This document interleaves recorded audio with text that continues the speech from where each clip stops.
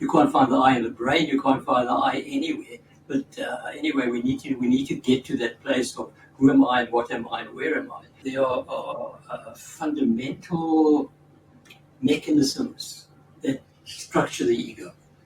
And probably the one that is most important in a way is thinking. Wall of defense is thinking and emotions, because there's a sense that we need to protect something, and that creates these barriers and the walls around us. So when thinking stirs up imagination, then the emotions that get called into play is even more powerful.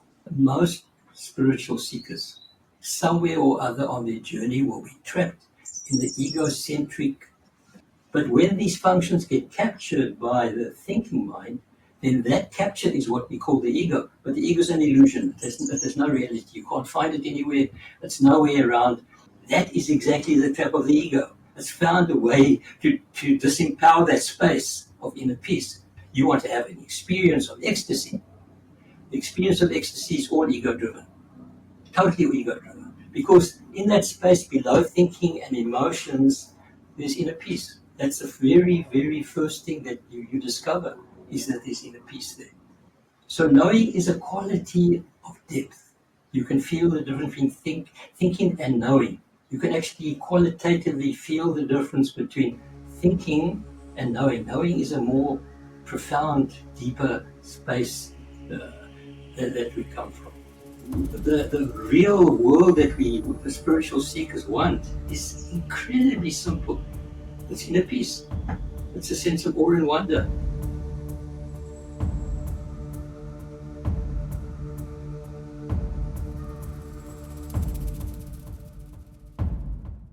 Greetings, seekers of ancient wisdom, and we're joined today by another esteemed guest, Dr. Brom, who's been on our show twice before. And in the previous episodes, which I will leave a link to below this video, we discussed managing illness and looking at a holistic way of managing health. So, Dr. Brom, welcome back to the show. Yes, thank you. Thanks for inviting me. Always enjoyed chatting to you. Thank you, Dr. Brom. We really enjoyed chatting to you and sharing with your knowledge and wisdom. So in the last episodes, just to summarize, we spoke about the human body being more than just matter. We are matter, energy, and information. We are body, emotion, mind, and soul. And that's the important thing to realize when we look at healing and bringing ourselves back to balance. So, Dr. Brom, today we're going to talk deeper, and we're going to go into a much more deeper topic and talking about the soul. How do you find the soul? What is the difference between the ego and the soul? And important questions we should ask. Who am I? What am I? Where am I? So these kind of questions is what we want to cover today. So let's start off, Dr. Brom, with the first one. The ego and the soul, what in your mind is the difference between those two? Look, I think we need to recognize that there is depth to who we are. The trouble is that most people seem to confine their understanding of themselves to this body. And you can see the way they walk, the way they dress, put makeup on, all these kinds of, in a way, superficial disguises or guises, whatever name you want to call it, that we use to modulate this image that we have of ourselves, which seems to be based on the body. So we tend to think of ourselves as a body. And even when we use the word I, we tend to be thinking of ourselves somehow as the body, and that somehow I'm inside this body. So the whole perception of who we are is revolved around this so-called body image. And if you go to movies or you go to the internet, there's always this whole presentation of the body. And the whole question is, what is this body and who am I then? Am I inside the body? Where else can you find me? And that has been always one of my big quests, I guess. In fact, when I gave up medicine in 1971 and was traveling around Europe at the time, I was in Holland and I went to say goodbye to some hippie friends of mine in Amsterdam. They said to me, "Come inside, there's a guru." And I said, "What is a guru?" I was already at that age, maybe 33. So until the age of 33, I really didn't know much about gurus or even the whole question of who am I. It wasn't even really in my vocabulary. But anyway, I was curious enough to go inside and sit in this room with this so-called guru. He was an Indian man. He was dressed in white. He was a medical doctor, which is interesting. His name was Dr. Kaushik. And I remember sitting there, and I can still remember the question that I asked him. And I'm talking about 1973, so it's a long time ago. I said to him, I'd been to a nightclub the night before, and with my eyes open, there was one reality. And when I closed my eyes, there seemed to be another reality. I said, which is the real one? Which is the real reality? And his answer was that, no, there's no difference. Only your mind makes the difference. And that answer kind of stayed with me for the next 20, 30 years. Trying to understand the difference between the outer reality that seemed to be there and this inner reality that I seemed to have. And there was a recognition that somehow there were two realities. And I had to try and understand these realities. And so the question came up about, who am I now? Am I inside or am I outside? I mean, there's a reality outside there, and I can see that reality. And yet there's a reality inside. And I was, for the next few years, there was a lot of confusion around trying to understand who I was, where I was, and what I was. And so that became my journey.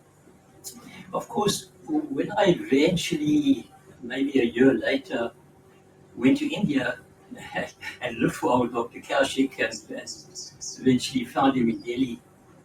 And I think I probably told the story already. Did I tell the story of my so what happened was that in the first week, this is quite an important story in terms of what we're going to talk about. So in the first week I was there, I went to see him and said, I want to see the Taj Mahal. And he said, why do you want to see the Taj Mahal? I said, well, it's one of the 7 wonders of the world. In 1973, for a South African to get into India, you couldn't do that. You couldn't get a visa. So I said, it was fortunate that I managed to get in. And that's another story. But so I said, I need to see the Taj Mahal because I may never get another chance to see it. And it's one of the 7 wonders of the world. And he said to me, that's a terrible reason for going to the Taj Mahal. Go back inside. So I went back inside. There was a whole group of maybe 20 Americans all living there with him in Delhi. And a week later I went to him and said, I need to see the Taj Mahal. And he said to me, why do you want to see the Taj Mahal? I said, well, by then I'd spoken to all the people inside, and so I thought I had a really good answer. I said to him, it's going to raise my consciousness. And he burst out laughing and said, terrible reason for going to the Taj Mahal. Go back inside. Anyway, this went on for week after week after week. 4 months later, when I was about to leave Delhi, I went into the park. They had a beautiful old park there with monkeys and parrots. And I sat under this tree. And I said, I'm not leaving this tree until I have a good enough reason for seeing the Taj Mahal. And I sat under the tree for about 2 hours. And then it suddenly dawned on me what he had been trying to teach me for 4 months, that the Taj Mahal that I wanted to see out there was inside me. And that I had to find the Taj Mahal in me, not the building that's out there. And so I never went back to him and to ask him to see the Taj Mahal. I saw it about 20 years later when I went to visit India. So that was a real turning around for me. That was the real point of turning around when I suddenly realized, I mean, I'd given up medicine, I'd traveled around the world, I'd been looking for the best place to live, I had been looking for, I thought if I could find the right woman, that would be the answer for me. I thought that somewhere out there, I could find something that would make me really, really happy. And now he turned me around completely and saying, out there, you're not going to find your happiness. It's not going to be a woman. It's not going to be a country. It's not going to be anything that you think. You've got to find the gold inside yourself. And I guess that has been my journey for the last Yeah, the last 40 years at least. I mean, I'm 83 now. So 83, that I was 33 then, that's almost 50 years. Searching for that Taj Mahal inside. And it's come slowly. It's come slowly. It's like the mist has slowly been lifting. Now I have a place that I call home. And that place that I call home is the Taj Mahal. So the conversation that we're going to have today is a little bit about that. In what direction do we need to take in order to find the Taj Mahal inside us? Because it's there. It's not something that you even need to seek. It's never gone anywhere. It's always here. Home is always here for you. It's not making a noise. It's not doing anything. It's just present. So in a way, there's nothing we need to do, and yet there's everything you need to do, because that ego is standing there, covering up the Taj Mahal inside you. Has built walls around it, has built mirrors around it, so that every time you look there, all you do is see yourself, and the walls around you don't even let you see very far, and yet it's as close as it can be. Can't get any closer. So I guess the job is to remove the mirrors and break down the walls so that the Taj Mahal can be revealed, and it's there. It's all there. In its shining wonder, in its shining peace, it's all there. But it's work. That's the spiritual journey. It's not, it's to uncover the covers of the Taj Mahal that's sitting inside you. And the Taj Mahal inside you has many names to it. You can call it. I call it home because it feels like home. It feels like some deep place where I can really always just be there. I don't go there. I just remove the blocks that are there, and there it is. I'm back home again. So back to the question, what do you think is the difference between the ego and the soul? Because you mentioned like the ego is hiding the soul from us. It's like covering the soul with layers and mirrors so that when you try to look in the soul, you just end up seeing yourself again. So what is really the difference between the ego and the soul? Yeah, so that's an important question to try and answer. So, I mean, when we use the word I, for example, I mean, we all have a sense of this I. Somewhere there's an I. Of course, science has never found the I, by the way. You can't find the I in the brain. You can't find the I anywhere. But anyway, we need to get to that place of who am I, and what am I, and where am I. But a good place to start is to try and uncover this ego armor, because without really truly uncovering the ego, the ego is so smart. It's a trickster of the supreme trickster, and the way it tricks us all is using.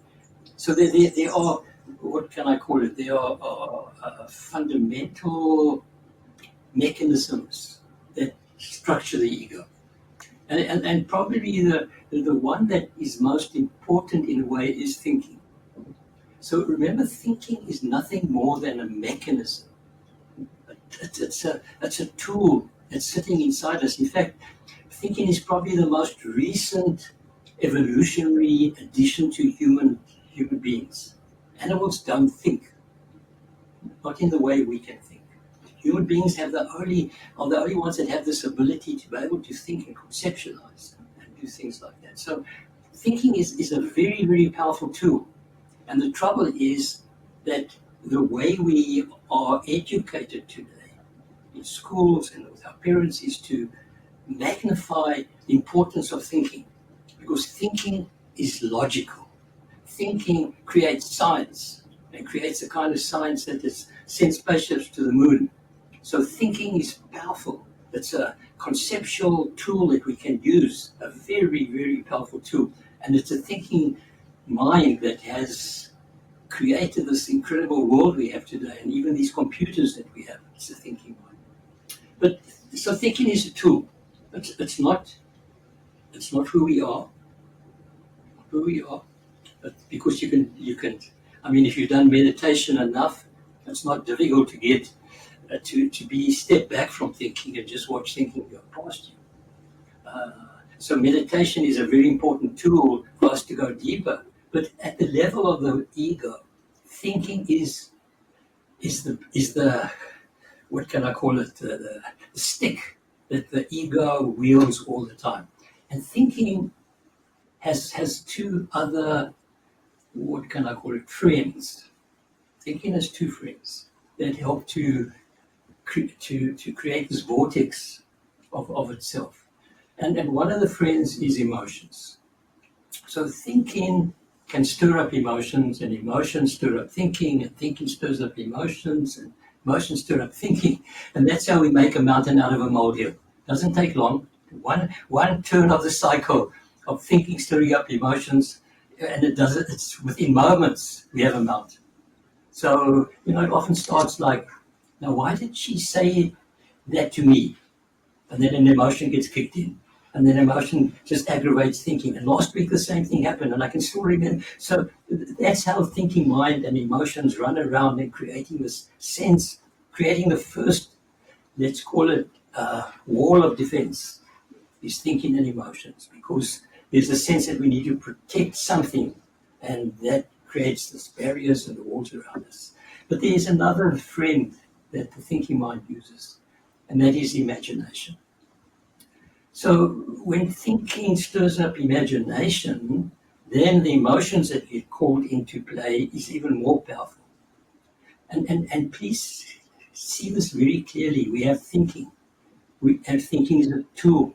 We have imagination, which is another tool that we have as a human being. It's not.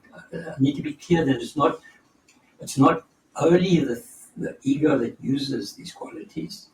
The soul can also use these qualities of thinking and even imagination. But when the ego grabs hold of thinking and stirs up emotions and imagination, it creates a vortex of these three functionalities, which we then refer to as the ego. Because now it has this very powerful, what can I call it, very powerful tools. And thinking has captured imagination and emotions into its own bundle of activity, and that's what's called the ego. So the ego, in my understanding, is the thinking mind with using imagination and emotions. So, but be clear here that the thinking, emotions, and imagination is not reality. It's a virtual world. We've created a virtual world by the imagination and the emotions.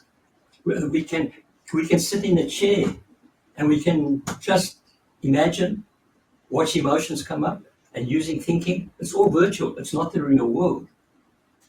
So the real world is something else, and we need to get to the real world, because the real world is where the soul lives. And I'll show the difference between the soul view of the world and the ego view of the world. Because the ego view of the world, what is it? So let's unpack it even further. What is this ego world that the ego so-called lives in? Well, behind thinking, where does thinking come from? Thinking is a bit of you can't just stop thinking. It doesn't work like that. Thinking just goes on. So you don't even have control over thinking. Most of your thinking, there's very little control. It just goes on and on and on. And if it gets stimulated by emotions, it just goes on and on and on. And if you add imagination, you can imagine anything you want to. Your best friend can become an enemy. It doesn't take long with imagination and emotions and thinking. It's all virtual. It's all virtual. It's your own packing of reality into this emotions, thinking, imagination. So what's behind thinking? Well, behind thinking is a philosophy. And we all have a particular philosophy. It might be Buddhism, it might be Christianity, it might be materialism. We all have a philosophy that is sitting behind the thinking mind. And then we also have points of views.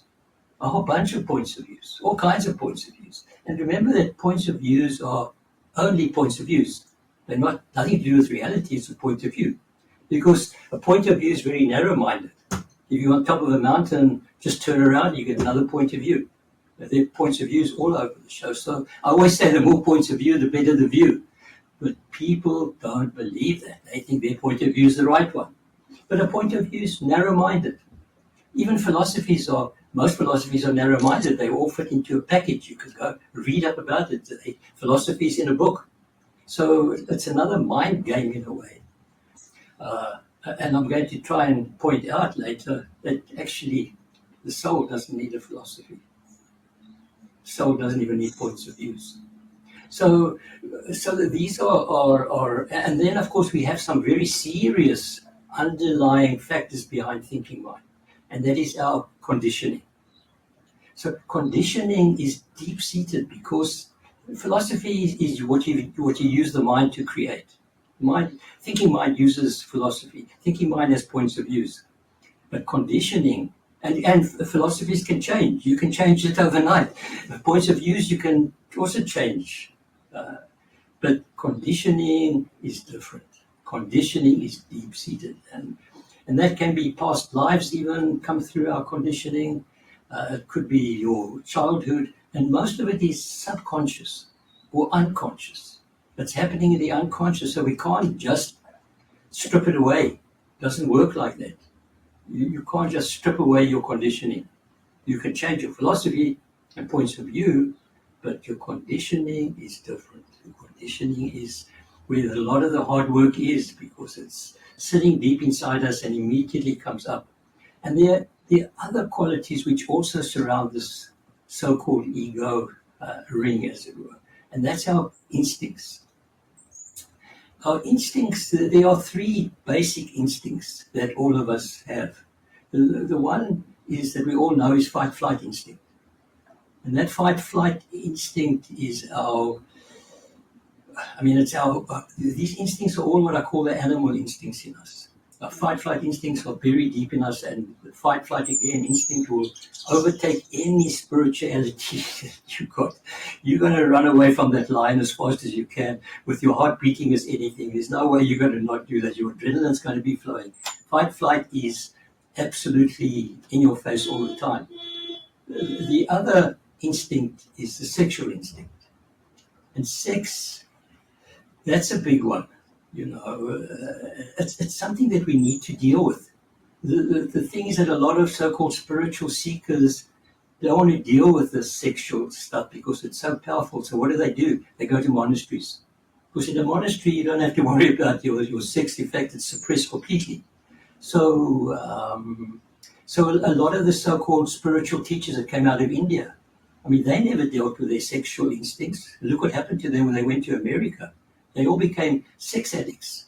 They all got into trouble with young women in America because they haven't dealt with their sexual instincts either. So these are things that all have to be dealt with in our journey to go deeper. We've got to deal with our sexual instincts. We have to deal with our emergency fight-flight instincts. And then we still got a third one, which is our social instinct. We like to be together in a group, and we constantly are creating groups. Whatever that group is, whether it's a family group, whether it's a philosophical group, whether it's a vegetarian group, we all keep looking for groups that we can attach to with people that agree with us. But it's all, remember, this is ego stuff I'm talking about. So we're talking about groups that are based on egocentric stuff. And that's why they are a little bit dangerous, these groups, because they believe they're right, that their philosophy is the right one. And what I'm pointing out here is that the soul doesn't need philosophy. When you need philosophy, you are in your ego. When you're stuck on your points of views and you think your point of view is right, that's ego thinking. And if you go to a church service and you have experiences of the presence of God and ecstasy, that's ego. It's not spirit. The soul is not interested in those kinds of experiences. So we need to be really clear here, because what I'm pointing to is a kind of package here of the ego. Thinking, stirring up emotions, and using imagination. Instincts, the serious instincts like the sex instinct, the social instinct, and the fight-flight instinct. And then our philosophies and points of views. All these packages, which there are thousands of spiritual seekers out there, all stuck in a paradigm that is ego-driven. So we need to be really careful here, because if you're looking for highs, I mean, all these people are taking ecstasies and using even teacher plants. Even teacher plants one has to be so careful with. We're looking for sexual experiences, looking for as if some kind of sexual experience or that ecstasy of it will take me over the edge into the Taj Mahal. Doesn't work like that. All that it does is keeps you trapped in the ego virtual reality. It's a virtual reality, it's not real. And when we come to what really is real, you'll begin to see what I'm talking about. So this is the trap that most people are stuck in. And I would say that most spiritual seekers, somewhere or other on their journey, will be trapped in the egocentric, because it's like left brain and right brain. Also has similar characteristics around this whole journey, because I've used this ideas also because the left brain is your thinking mind brain. Your right brain is a knowing mind, because the right brain is connected to the heart, and we can deal with it if you feel like it a bit later. But so we need to understand that we are, in one way, even structured differently. Our left brain is not the same as the right brain, and if you're using your left brain all the time, and that's what is empowered in schools, is left brain, which is thinking mind, is the scientific mind, is the 2 and 2 mind, is the mechanical mind, is the machine mind. That's left brain. The right brain, because the right brain sees in wholes, it doesn't see in parts. So the right brain, McGill Christ, who wrote a book, a medical doctor who wrote a book on left and right brain, he says the right brain is the master, and the left brain is the servant. So in one sense, the servant is the thinking mind. It's not the master. But we have so built up the thinking mind to believe that it's powerful, and because it can do science, and so the so-called objective world out there is real and the subjective world is not real. See, that's another interesting area to look at. So because of that whole concept of so that's the left brain thinking. That's thinking mind has created this scientific paradigm and says, look how powerful science is. Look how powerful I am. Look what I've done. That's all driven by the ego. And so, how do you know when you're coming from your ego? Well, it's not difficult to know. If you don't have peace, you can be sure that you're in your ego. If you are driven by your thinking mind, be careful. Thinking is a very powerful tool, but when thinking takes over, then it becomes the servant and not the master. We need to, when we get to understanding the nature of the soul, you'll see what I mean more by what I mean by the master. So, yeah, so it's not difficult to tell that you're in your ego. I mean, if you think you're right, you're in your ego. There's no right and wrong from the soul perspective. So if you need to if you're always defending your philosophy, forget it. That's ego stuff. If you're using imagination based on thinking, you're into virtual reality. It's not the real world.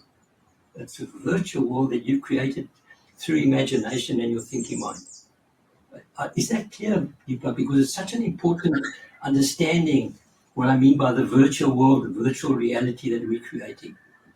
It's a little bit like, I mean, yesterday I had a man, he was having trouble around with his wife and sex and all kinds of things like that.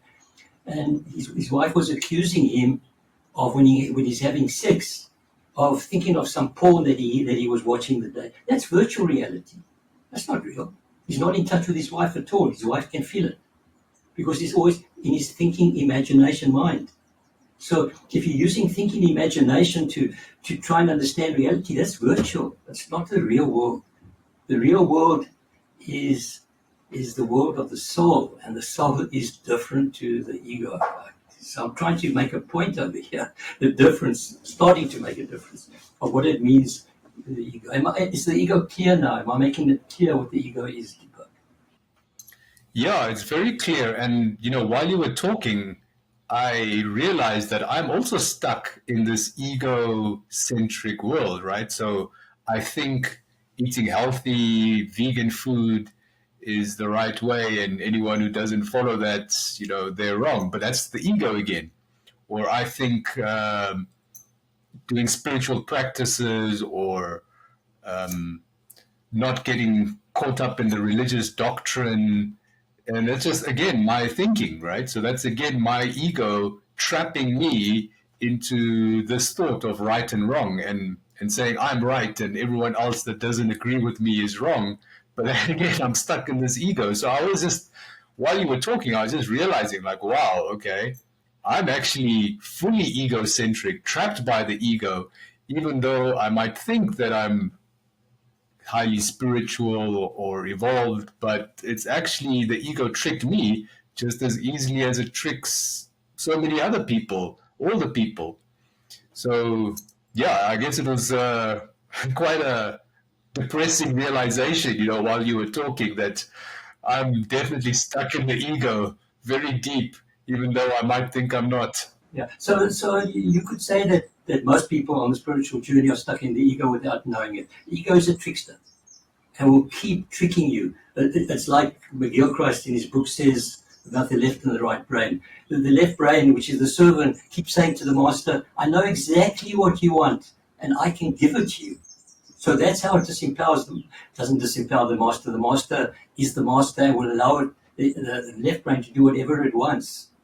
But it's because the left brain doesn't recognize that it's a servant. And that's why some of the spiritual practices is all around humility, around bending down.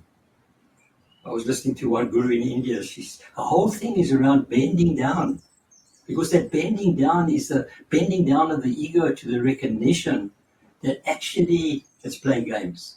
That's what it does do. It plays all kinds of games, and it has all kinds of, because of imagination, it can create a whole spiritual journey, and it's collecting bits and pieces of all spiritual masters, and it's hanging these flags up all over the show, and it's got nothing to do with the soul. The soul has no interest in any of that at all. It's all to hold on to this concept of itself as an important being or a spiritual being, because it doesn't make any difference if you're calling yourself a spiritual being or whether you're a narcissist in one sense, because they're all virtual realities. There's no difference. It's all virtual. And yet these virtual realities are battling each other. They're fighting each other. They're killing each other. All because of a virtual idea that somehow their philosophy is right, but it's philosophy. If you really are free, you don't need any philosophy. You don't need any point of view. And you don't even worry in the end about your instincts, because you know how to work with those beautiful, beautiful instincts that are there, that they become opportunities. Because when your sexual impulse comes up, instead of raping the woman that you're seeing walking past you, you allow that instinct, that sexual instinct, to flow up into the heart area. Then, instead of just being sexual, you become sensual. And that's so different to being sexual. Sensual, that's why women struggle with so many men, because men are sexual, and they're stuck in their sexual instincts, and they haven't learned to move that sexual instinct upwards into their heart so they can become sensual. Women are much more sensual than they are sexual. Not all women, but a lot of women. And they want some sensuality from the man. But if we are just driven by these animal instincts, then we become animals. We are not human. We're animals then, because we're driven by our sexual impulse, by our social impulse, and by a fight-flight impulse. Well, those are all animal instincts. And we're not even getting past that yet, because we're still struggling with these three basic animal instincts. And And young people are mainly driven by their animal instincts, actually. You know, and, we need to grow up. That's why I think maybe it's easier when you get old, like me, 84, and your sexual instinct doesn't drive you all the time. You know, then it becomes much easier to see this. Yeah, but when you're young, the sexual impulse, it drives men totally crazy. But they do need, if they're on the spiritual path, they do one of two things. They bypass the sexual impulse by going into a monastery or going into abstinence. You see, that's bypassing the instinct. But this is the magnificence of being human, that we have all these fundamental functionalities, like thinking. Thinking is beautiful when it's driven by the soul. Emotions, I mean, I used to go crazy about the Old Testament because the Old Testament is full of God's anger. And I think, how can God be angry? But I understand now there is such a thing as righteous anger. An anger that arises, comes even into the heart and mind and flows outward as anger, but it has behind it love. That's different. That's righteous anger. Right anger is absolutely appropriate. So I'm not saying that the emotions and the thinking are ego. I'm saying those are functionalities that have been captured by the thinking mind. Thinking mind has captured these other qualities, but the soul can even use emotions when it's appropriate. You know, I've met spiritual teachers that have beautiful emotional responses to life. They shine with the spirit of love. There's nothing wrong with emotions, you see, and the same with all the different they're just functions. But somewhere or other deeper, we have to recognize that the ego is an illusion. It's not real. The ego is not real. The functions are real, and we only give a name to these functions of thinking, which when thinking captures all these other qualities, we give a name to that. That name is ego. But in my first book, I actually had a chapter called Killing the Ego. I changed that chapter eventually because I realized that actually you can never kill the ego, because the ego is never a reality anyway. You can't kill something that's not real. The ego is not real. The thinking is real. Emotions are real. Awareness, imagination is real. These are functions. But when these functions get captured by the thinking mind, then that capture is what we call the ego. But the ego is an illusion. There's no reality. You can't find it anywhere. It's nowhere around. But the ego's even captured the sense of the I. That I am. Even the ego, that's why everyone has the sense of I. Everybody has it. Doesn't make any difference whether you're functioning from what we call the ego or the soul or whatever. That sense of I am is all the way through. It's always there. So the ego is nothing more than the sense of I am, which comes from depth, because even the soul has the sense of I am. So the I am has been captured by the think, or let's say the I am, because the I am at source is something else, but the I am and thinking and emotions and visualization have created this vortex, which we call the ego. But actually, there's no such thing as ego. It's an illusion. It's an idea. It's a useful idea, because we can now talk about ego and soul and compare, but we need to be careful in thinking that somehow the ego is a real thing. You can't find it. You can't find the ego. You can find the I am, but the I am goes all the way down, and we'll talk about that in a moment. So, how do we move from an egocentric use of the functionalities, right? So you said thinking, emotions, imaginations, those are tools and functions that the ego uses to trick us. But the soul can also use those same functions for, I would say, a slightly different purpose. So how do we move from the ego being the one in control? I'm just trying to think of my life, I'm thinking like eating healthy, exercising, meditation, yoga. I think these are all good, and I want everyone to do that, my family and friends. And if they don't do that, I think, oh no, you're useless or you're not as good as me. But how do I now shift that use of those tools to be controlled by the soul? That sounds like the real tricky thing, you know. How do we actually do that practically? Is it even possible, I guess? Absolutely possible. And I'll take you there now. So if you had no thought and no emotions, what would your experience be? It would be quite dull, I think. So I mean, that's what 80% of people would probably say. But, if you think about it, I mean, you're somebody who does meditation. What's the point of meditation? The whole point of meditation is to free yourself from the hold of thinking mind. So you don't pay attention to, you're not supposed to pay attention to thinking. Let thinking just pass you by. See the thinking and let it go past. Don't attach yourself to it. Because the moment you attach yourself to the thinking, emotions are going to get stirred up. So our point of meditation is not to be attached to the thinking mind. So when thinking mind, you're not attached to the thinking mind, then emotions slow down and emotions become quiet. So the whole point of meditation is to come to that place of, in a way, of no thinking and no emotional responses. So then you're in a place of not emptiness, you're in a place of inner peace. That's where inner peace is. Inner peace is actually just below the surface of the thinking, the noise of the thinking mind and the emotions. They are noisy, very, very noisy. So that's why most people who start meditation can't handle it, because actually the noise becomes even more stronger.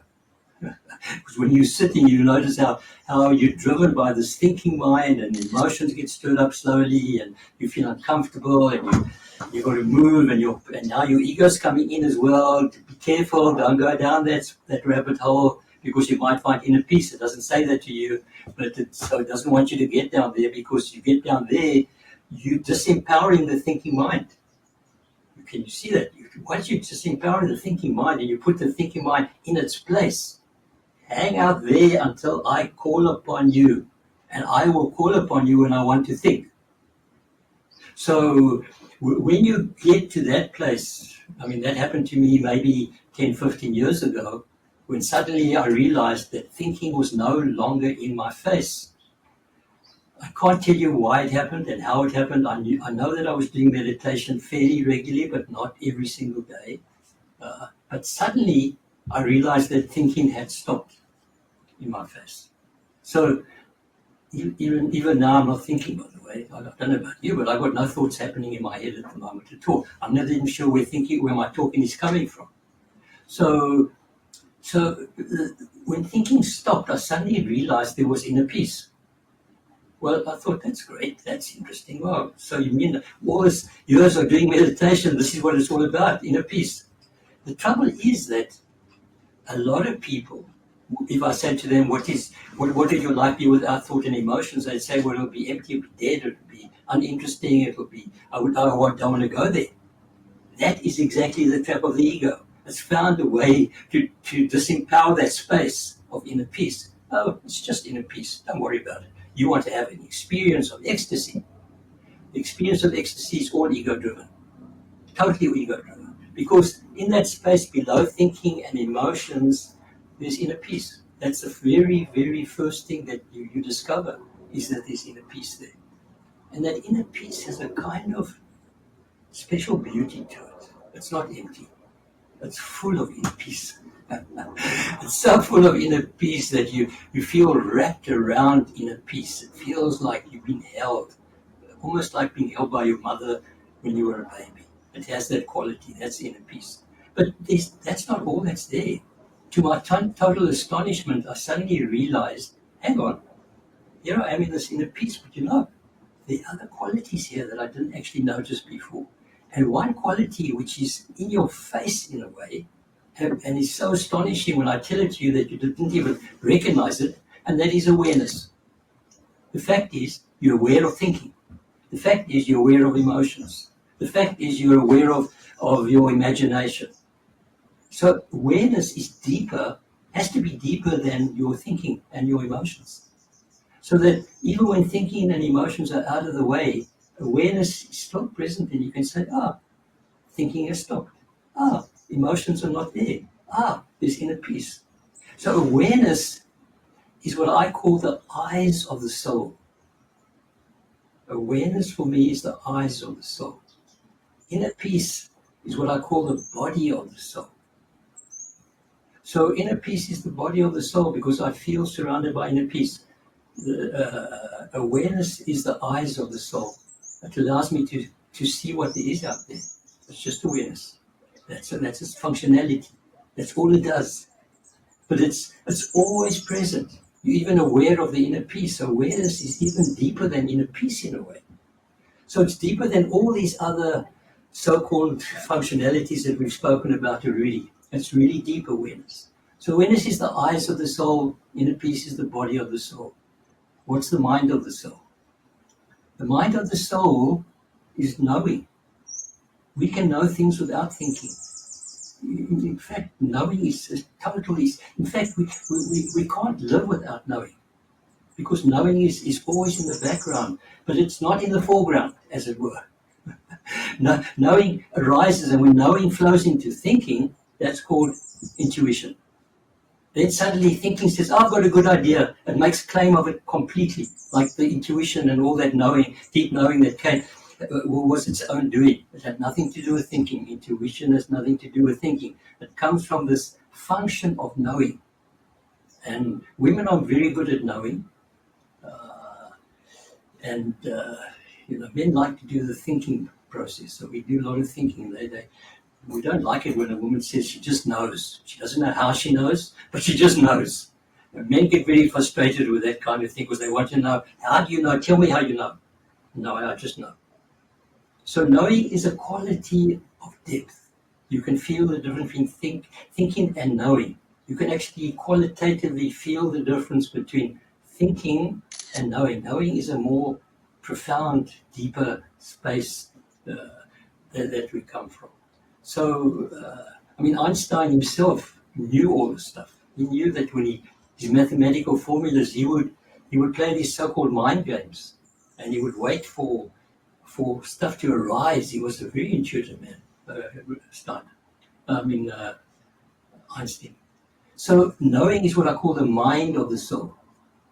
Inner peace, the body of the soul. Awareness, the eyes of the soul. The feeling template of the soul. Feeling.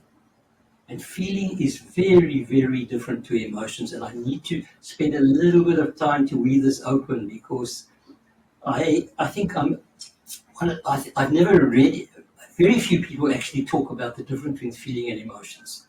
And most people, philosophers even, just lump them all together, feeling and emotion together. For me, I've weaved that out between the difference in feeling and emotion. So let's just go there for a moment. So when you walk in nature and you say, I feel so nice walking in nature, that's a feeling, it's not an emotion. When you say, I need to phone my partner, I feel I need to phone my partner. I'm not sure why, but I just know. That's a feeling. It's got nothing to do with an emotion. When you say, I feel angry, well, what's happened is that the sensory template of the soul has been caught up in the noise of the emotion of anger.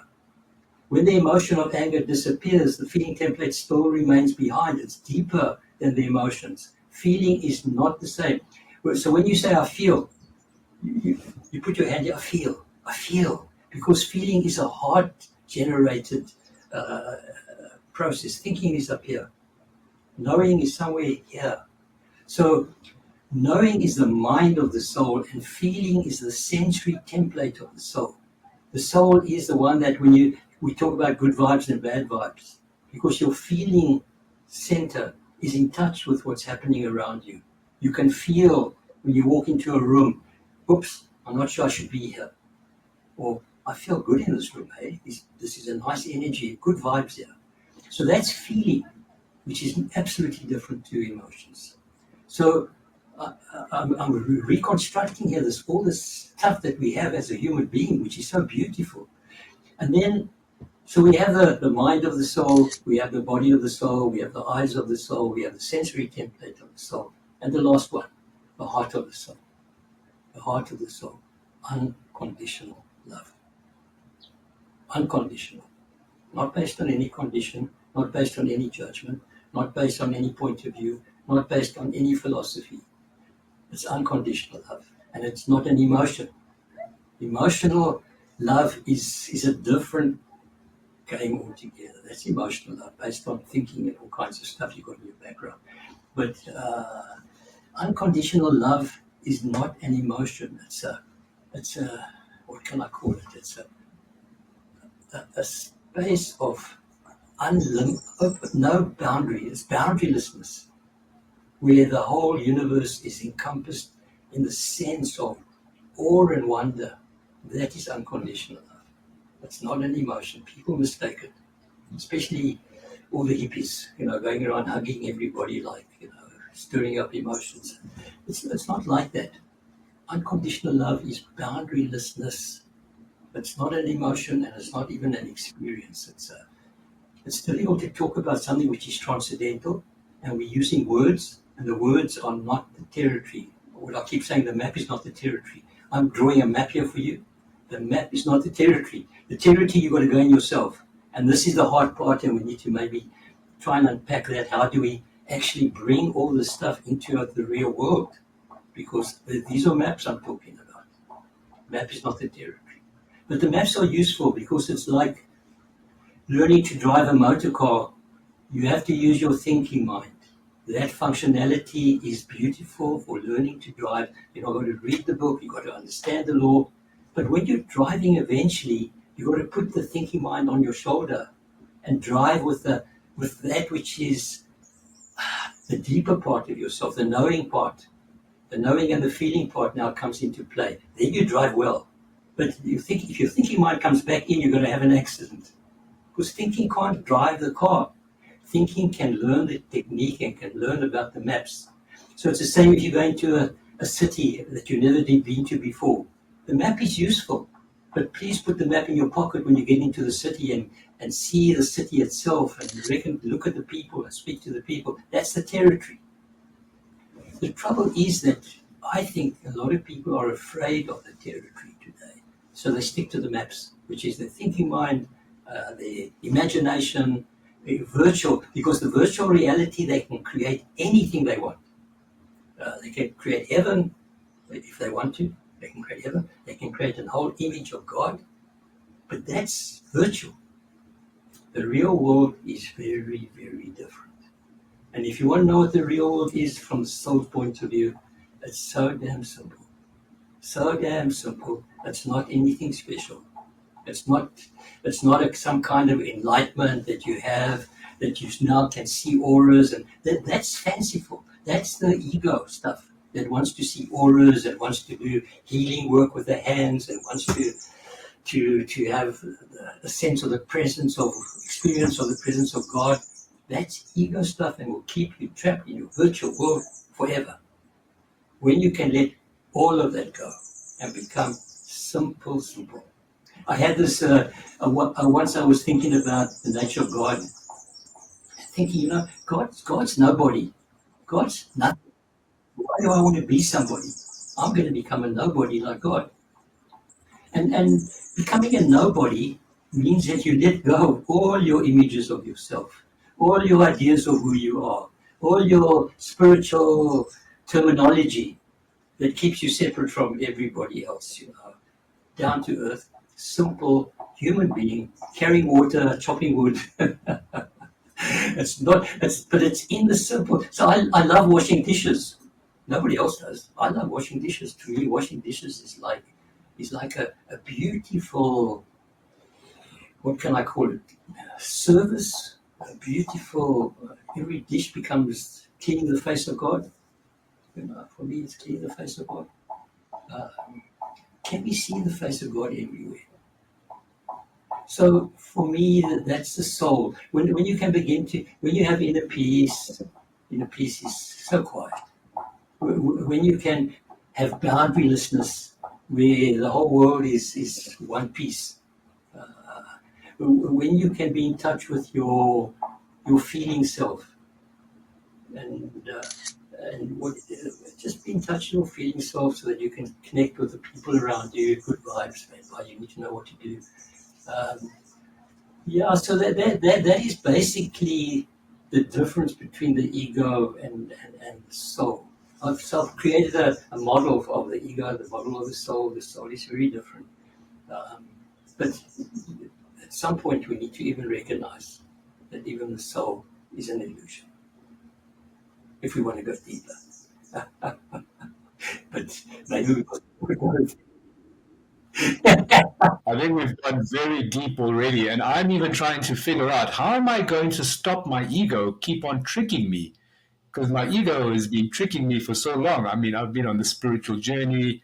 Like you mentioned, when we meditate, we let the thoughts pass us by, and you try and sort of observe the thought, and they teach us to become the observer of the thoughts and just focus on your breath.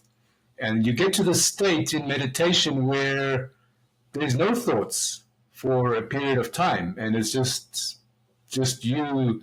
And I feel like this blissful place. I think some people have called it alpha state. They come up with all these names. But even then, when I come out of meditation, the ego quickly jumps in and starts, I don't know, comparing me to other people and saying, oh, you're meditating, you're much better than those people who don't meditate.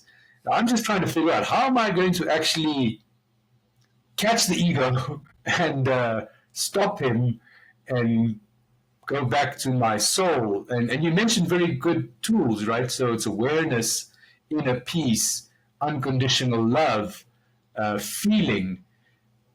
But practically, I'm still trying to get my head around, and maybe that's the ego again, trying to think about how to actually do this practically. But it sounds possible, but I'm still unsure about how to embody those other qualities you mentioned, awareness, inner peace, unconditional love, feeling. Those sound so tricky. Yeah, look, it is tricky, and that's why, here I am at 84, and then it's telling you it's taken me 40 years to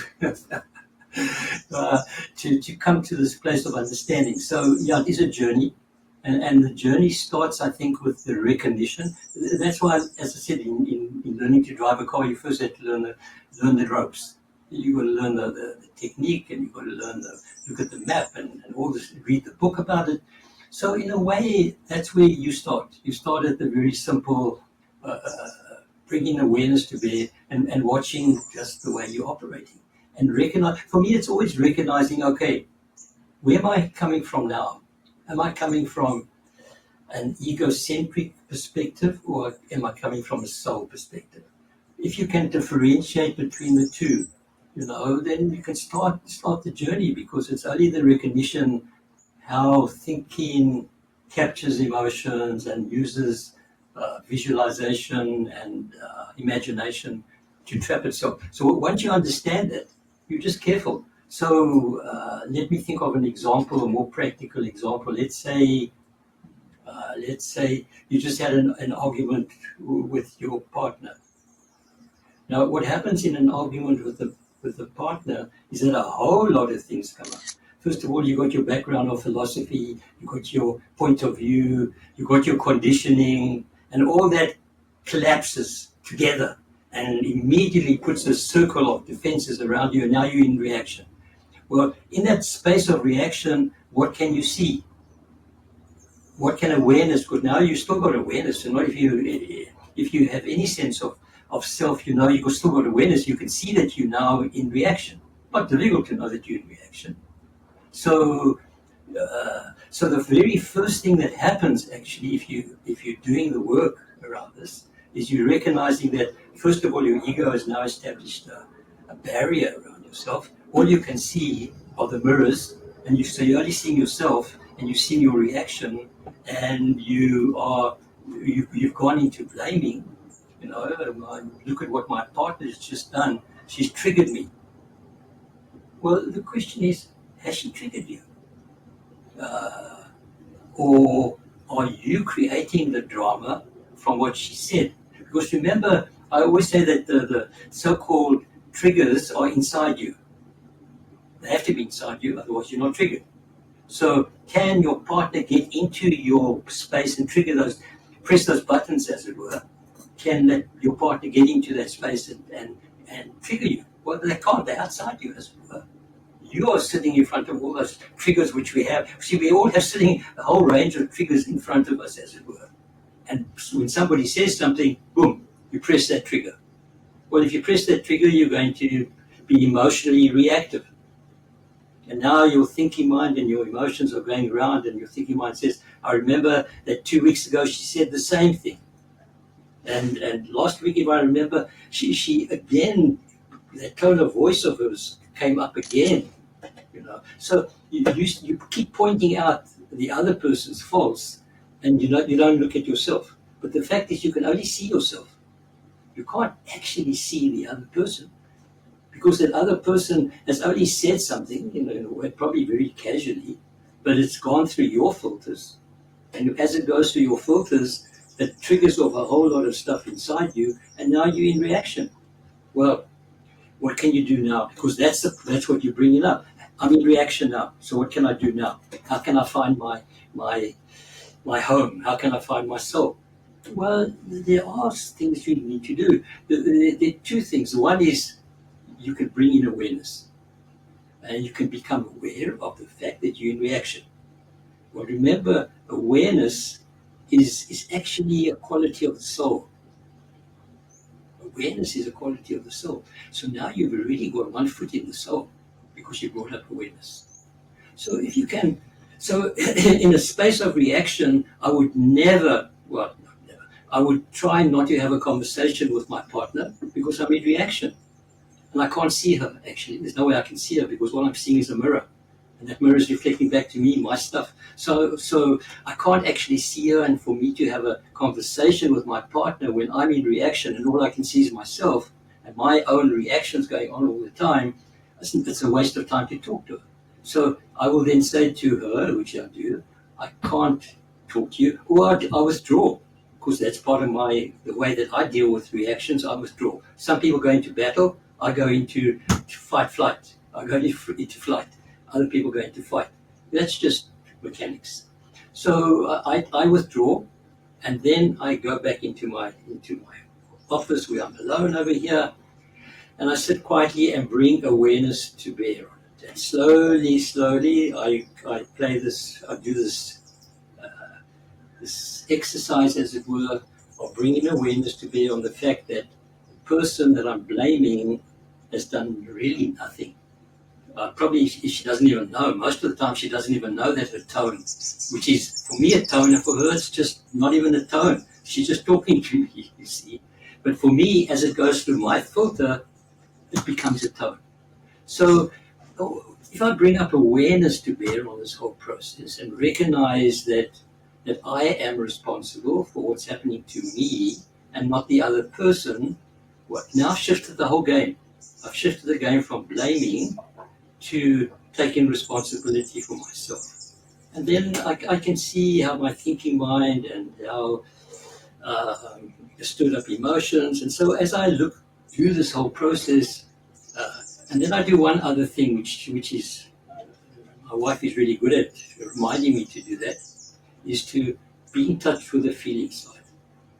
Because remember, feeling is the sensory template of the soul.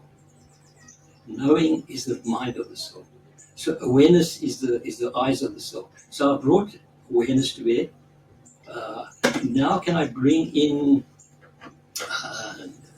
feeling as well? Feeling, in other words, what am I feeling now in this state of reaction? Well, I'm feeling a tightness in my chest. Don't say I feel sad, because now I'm giving a name to the feeling. So I'm not interested in the names that you're going to give, whether you're unhappy or sad or angry or whatever. That's not what I'm interested in. What is the actual feeling? What is your feeling? So be in touch with the feeling side. I feel heavy. I feel a pressure on me.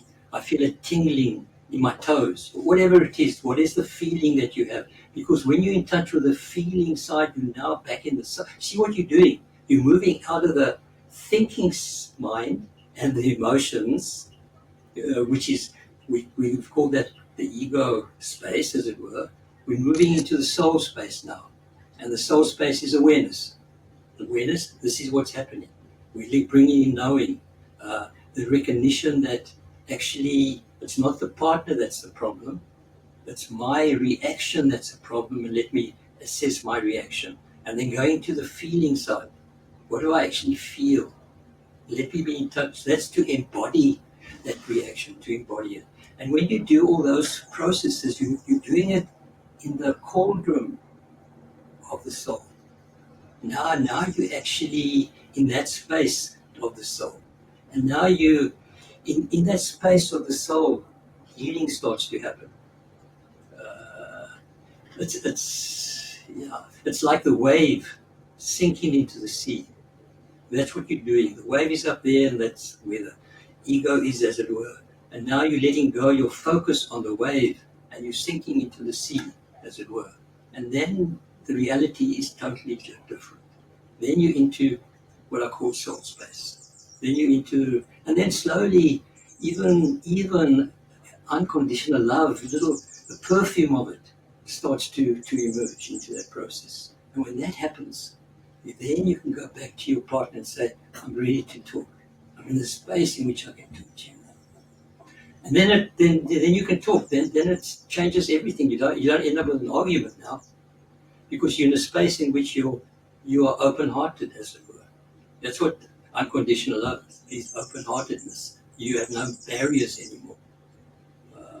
So you're in a different space. So that's just one example of how you can differentiate between the ego and the soul. It's so important to recognize, and the most important part is to recognize the games of the ego, how it uses imagination to drive you away. I know how to deal with this problem. Give it to me. Let just rely on me. And it's not like that. When you're in your soul space, it's like being home, and your back's covered. That you can do the best that you can with the best loving intention that you can, and trust that things will work out the way you want it to work out. That is wonderful, because I'm sure anyone who has a partner, you will have disagreements, you'll have arguments. That's just part and parcel of being in a relationship.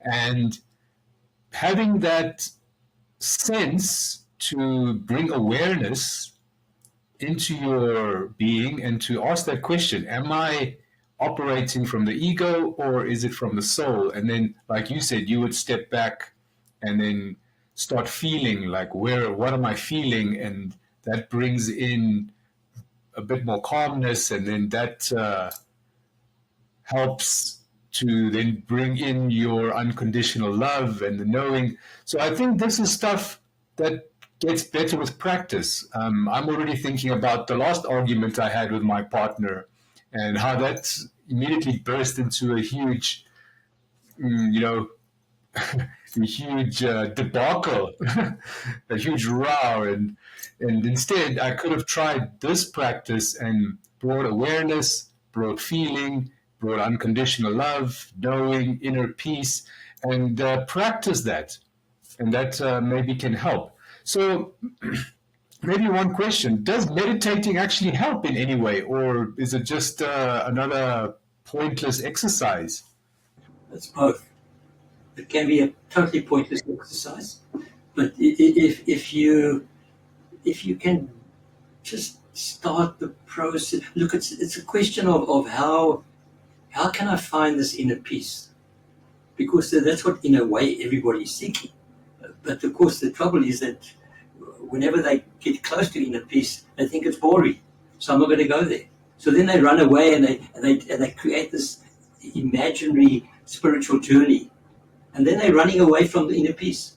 Constantly, any journey that you take is moving away, because you're already home. I mean, your soul is always home, so it's nowhere to go. Your soul. So then you're trying to say, well, is it the ego that's trying to get home? The ego can never get home. You're going to have to leave the ego closed outside the door when you get into the soul space. So it's not like the ego journey is a whole illusionary journey. It's a it's a catastrophe actually for most people. But eventually, most people who are really serious will eventually find their way home. But that's the trap of the of all these journey stuff that people are so-called doing, and a lot of in the end, it's so damn simple, because it's nothing more than, it's not special. It's not like you're going to be seeing auras or you're going to be in ecstasy all the time. You couldn't handle it. If you had to see the face of God every single moment, you'd implode. You wouldn't be able to handle it. That's the reason why we have senses. We have eyes that only are limited. Our ears are limited. If they were unlimited, you wouldn't be able to survive in this world. You couldn't survive if you could see the whole electromagnetic spectrum all at the same time. You can't. You have filters, and those filters have a very important role to play. So that you could say that God had to shrink himself into that space in which you could handle it.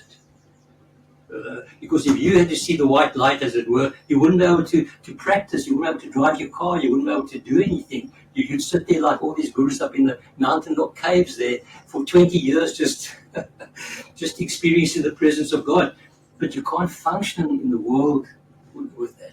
So we have all these filters, and it's okay. I'm so comfortable with the filters that I have. I don't even have a problem with my ego anymore. My ego reacts, and I'm aware of my ego reacting, and I can say, okay, ego, I see that you're reacting. I am awareness. I'm aware of my ego reaction. So instead of identifying with the reaction of the ego, I can, as it were, step back and see my ego and say, oh, I see you reacting. Hello, I'm watching you. That's okay. You can go ahead and react. It will just stop reacting. So as long as we identify with this small, narrow being, as it were, wrapped around the emotions and the thinking mind and the conditioning and all the instincts, and that we haven't really developed fully as a human being.